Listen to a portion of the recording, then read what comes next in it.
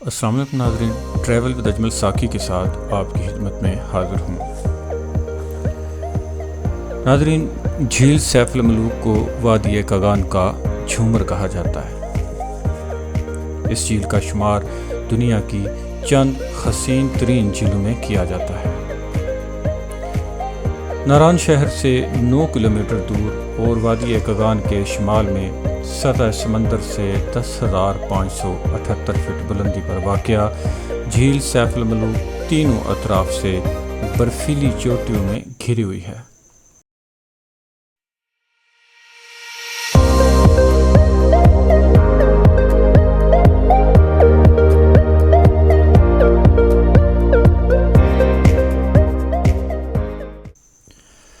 Safe ul Malook مصر کا ایک شہزادہ بتایا جاتا ہے جو کہ حضرت عیسیٰ علیہ السلام کی پیدائش سے لگ بھگ 850 سال پہلے کی بات ہے۔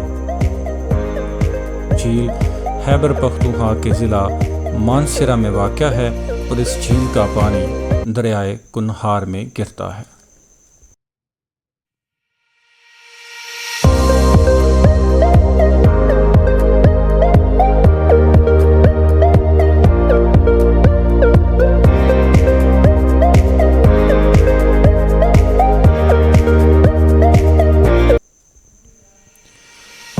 جھیل موسم سرما میں مکمل طور پر جم جاتی ہے۔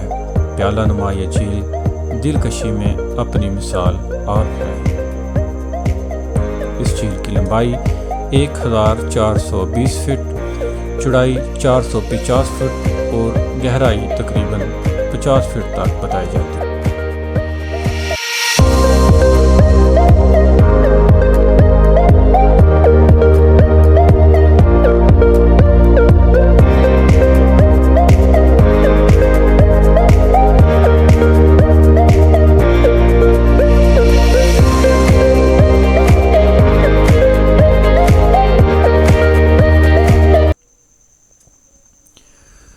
ناظرین، کہا جاتا ہے کہ یہ جھیل 3 لاکھ سال پہلے اس وقت وجود میں آئی جب وادی کاغان کا تمام علاقہ برف سے ڈھکا ہوا تھا اور ایک بہت بڑے برفانی تودے نے ٹوٹ کر اس دریا کے پانی کو روک لیا جو جھیل کے عین وسط سے گزر رہا تھا۔ یہ دریا دور حاضر کا دریائے کنہار ہے جو اب بھی اپنے پانی کا بڑا حصہ اسی جھیل سے حاصل کرتا ہے۔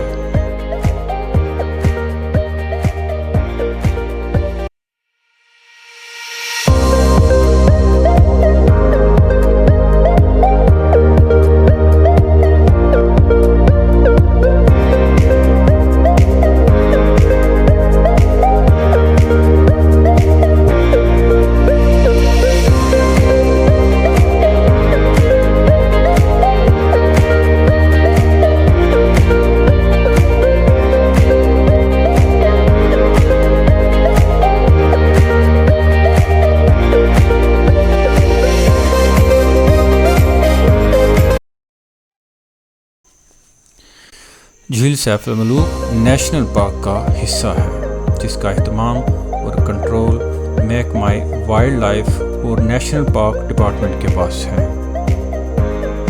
ڈپارٹمنٹ سیاحوں سے اکثر اوقات گزارش کرتا رہتا ہے کہ جھیل کے قدرتی حسن کے تحفظ اور ماحولیاتی آلودگی سے بچانے کے لیے ریپرز اور دیگر اشیاء پھینکنے کے بجائے شاپنگ بیگ اور ڈسٹ بین کا استعمال کریں۔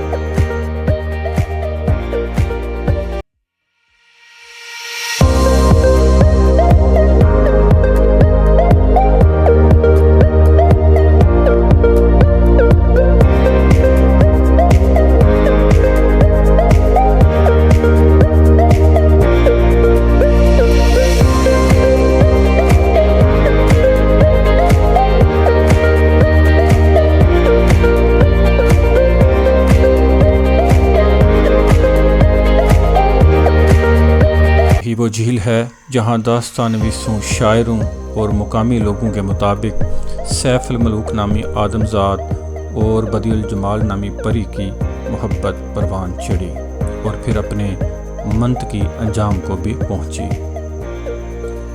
پیالہ نما جھیل سیف الملوک کے عین عقب میں ملکہ پربت برفانی لبادہ اڑے اپنی خوبصورتی اور جوبن کا نظارہ کرا رہی ہے۔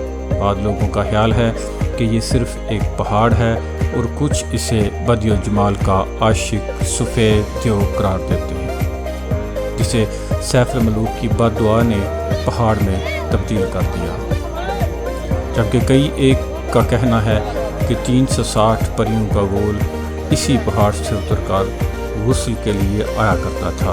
انہی میں سے ایک بدی الجمال بھی تھی جو بعد ازاں سیف الملوک کے دام الفت میں گرفتار ہو کر دنیا کی عظیم رومانوی داستان بن گئی۔ مقامی گھڑ سواری کرانے والے افراد داستان گو کا کہنا ہے کہ اب بھی چاند کی 14ویں شب کو پریوں کا جھرمٹ جھیل پر رقص اور غسل کے لیے اترتے ہیں۔ ثبوت کے طور پر قصہ گو یہ دلیل پیش کرتے ہیں کہ 14ویں شب کو ان کے گھوڑے بدکتے ہیں، مختلف آوازیں نکالتے ہیں اور جھیل کی جانب جانے سے کتراتے ہیں، کیونکہ بقول ان کے گھوڑا ان عقل مندوں اور سمجھدار جانوروں میں سے ایک ہے جو نہ صرف کسی بھی غیر انسانی مخلوق کو دیکھ سکتے ہیں بلکہ ان کے قریب جانے سے بھی کتراتے ہیں۔ اس کے علاوہ جھیل سے 8 کلومیٹر دور ناران کے مین بازار کے عقب میں ایک غار واقع ہے۔ لوگ اس غار کو بھی شہزادہ اور بدی الجمال کی محبت کا ایک اچھوتا اور لازوال ثبوت قرار دیتے ہیں۔ روایت ہے کہ سیف الملوک اور بدی الجمال نے سفید دیو سے بچنے کے لیے اسی غار میں پناہ لی تھی۔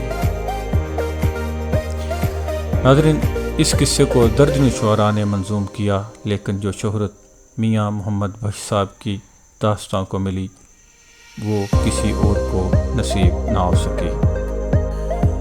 اگر ویڈیو اچھی لگے تو یوٹیوب چینل کو سبسکرائب، لائک اور شیئر کرنا نہ بھولیے گا۔ انشاءاللہ بہت جلد کسی نئی ویڈیو کے ساتھ دوبارہ حاضر خدمت ہوں گا۔ تب تک کے لیے خدا حافظ۔